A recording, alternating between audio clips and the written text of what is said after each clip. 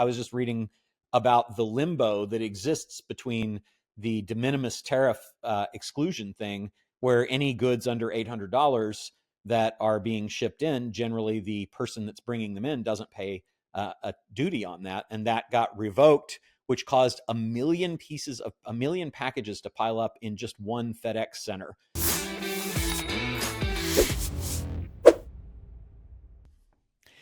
Hey, everybody. Welcome to Business Lunch with your hosts, me, Roland Frasier, and my wonderful partner, Ryan Deiss. Ryan, how are you doing today? I'm doing way better than you because I don't have a massive moth infestation where I'm having to basically clear out of everything. Hopefully this isn't too much information. I'm not revealing too much personal life, but yeah, man, that sucks. You want to give everybody the lowdown on what you're having to deal with right now?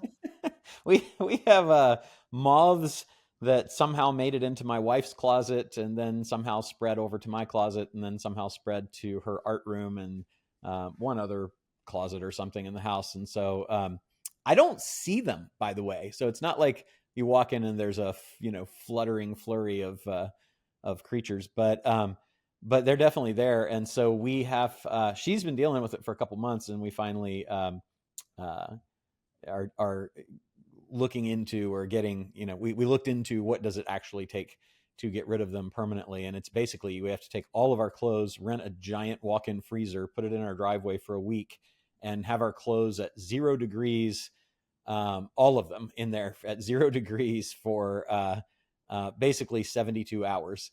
And then wipe down all the surfaces with some sort of moth oil stuff, and in the closets, which are cedar, by the way. Our closets are cedar, so let's not hear it for how good cedar is at repelling them. And then I guess we'll set off some moth bombs or something, but hopefully that will do it. It's because it's definitely something that's given her a hard time for a long time now, so it'll be nice to get rid of those guys. Well, I do like the flex of the multi-closet thing that you worked in there. They got in her closet, then they got in mine, and then they got into another kind of satellite closet, and they got into an art room. Then they got into like any other kind of like bougie spaces you want to kind of throw out there casually. Fortunately, we were able to keep them out of the wine cellar. And yeah, I think probably because it's cold, they don't like that. And same thing, yeah. We keep the music studio pretty down. The theater is, and the basketball courts, I don't think they really even care about. No, I don't have. Did they stay out of the Beanie Babies collection? I know that's a big thing for you. Well, the Beanie Babies room, as you know, is hermetically sealed and humidified. So, I know you and I have spent a lot of really quality time in there talking about things. So, well, it is one of those things though, where, and we were talking about this, we were, because all this happened. You're dealing with that, like, and it's like this series of just garbage, like just nonsense, like, same deal at like my house. It's like a bunch of stuff like breaks and it all happens at once. Somebody, backed into, my wife's car, and it's so freaking frustrating because like, okay, let's call the insurance. Let's deal with the body shop. And it's like, I didn't want to do this. I didn't. I already had a car that didn't. I already had that. Yeah.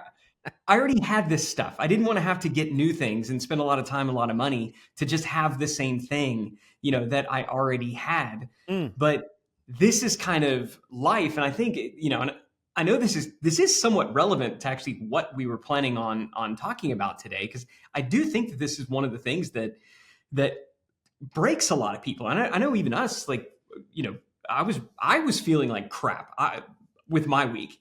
And then because we had to reschedule some stuff. Like literally we had a trip to Napa planned, and you're like, hey man, I got to cancel it because I'm dealing with this moth thing. And just like a series of unfortunate events. And you're like, I can't go. I'm dealing with all this stuff. And I instantly felt better about my life when I saw just like all the garbage that you're having to deal with.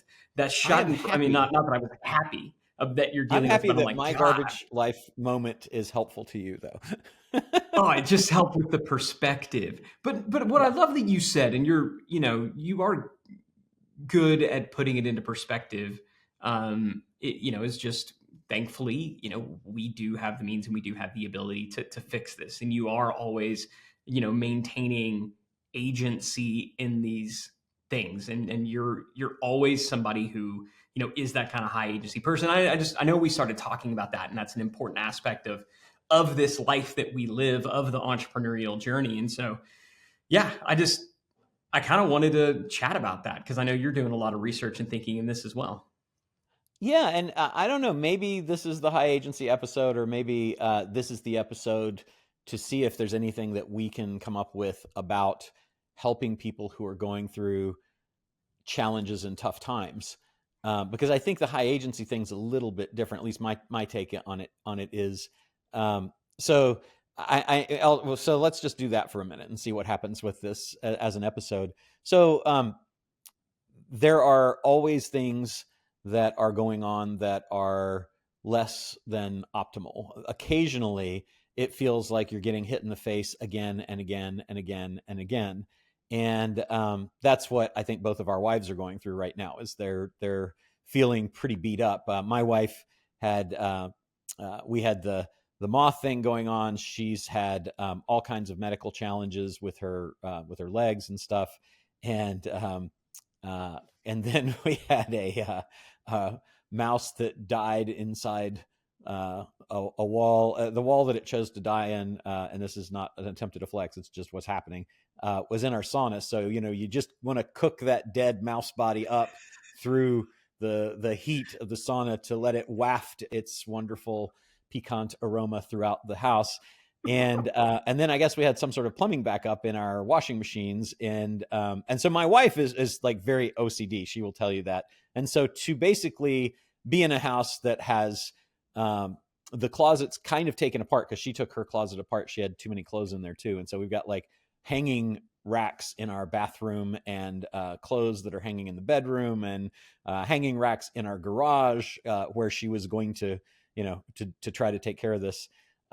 And a smelly, dead rat in the sauna, and a smelly plumbing backup. And then her best friend was just admitted to the hospital, and I guess, is given hours or days to live from a cancer thing she's going through with. And she's up in a place that's very hard to get to for my wife, who has a hard time traveling anyway because of her legs. So she's just like,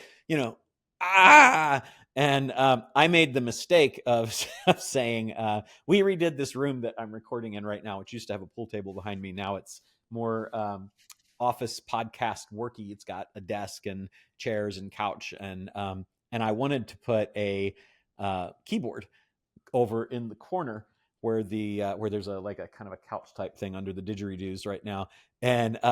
And so I told her, I said, yeah, that keyboard is coming, so we're going to need to move that. And she just burst into tears. And I was like, what? I won't play. What? And she's like, no, it's that's one more thing to have to think about moving that. I can't handle anymore. I'm at the breaking point. And I think that happens to a lot of us. And one good thing about having either a business partner or a life partner that hopefully isn't going through the breaking point at the moment that you are, is that person can help support. And there's ways to go about that are good or bad. You can be upset that the person is upset. You can be upset with them. You can be mad at them for not being able to handle more. You can weigh all the things that you're dealing with that might seem to you like a whole lot more than the things that they're dealing with, but that doesn't make the way they're feeling any less valid, and it isn't helpful. Or you can be the problem solver fixer, which is dangerous as a guy, because we tend to not want to go through the process. We tend to want to just go to the let me fix that. So balancing that is always an interesting thing as well. And so what I always start with is, what can I do to help? I am so sorry that that this is the situation that you're dealing with. How can I help? And then try to have the process. I have an idea, in my head, because that's how I think. Right? Is like, okay, answers are 1, 2, 3, 4. Let's do that on it.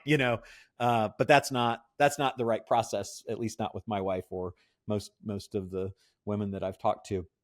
So I think it might be interesting to talk a little bit about that, because I bet a lot of people right now with high interest rates, if you've got variable mortgage loans or variable rate mortgages or variable rate loans, you're dealing with payments that you probably didn't expect. if you are trying to buy things, like if any of your things are breaking and you have to fix them, or you need capex in your company or anything like that, you're paying a whole lot more for it than you would have 5 or 6 years ago, assuming that you can get it. And if you need it really badly, you might not be able to get it because supply chains are disrupted. And now we've got tariffs that we might be dealing with that we didn't before, which was interesting. I was just reading about the limbo that exists between the de minimis tariff exclusion thing, where any goods under $800 that are being shipped in, generally the person that's bringing them in doesn't pay a duty on that. And that got revoked, which caused a million packages to pile up in just one FedEx center over a month period, because they didn't know what to do. They're like, do we collect duty on that? We're sure as hell not going to pass them all through and just eat it. And we know that if we send out 1 million packages, 1 million people aren't going to pay us what they owe us on the duty. So what's going to go on with that? So there's a lot of uncertainty, and I know business for a lot of people in several of the industries we're involved in is down, and that is affecting people as well. I know, I think one of our roundtable people that we were just talking to was down over half from last year.